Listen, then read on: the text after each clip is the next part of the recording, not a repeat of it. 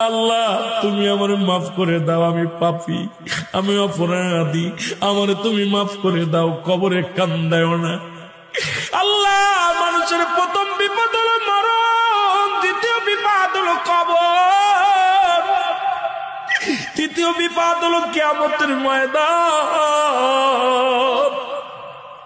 আল্লাহ একটার চাইতে একটা বড় বিপদ, তুমি আমারে মাফ করে দাও, আমারে তুমি ক্ষমা করে দাও। আল্লাহ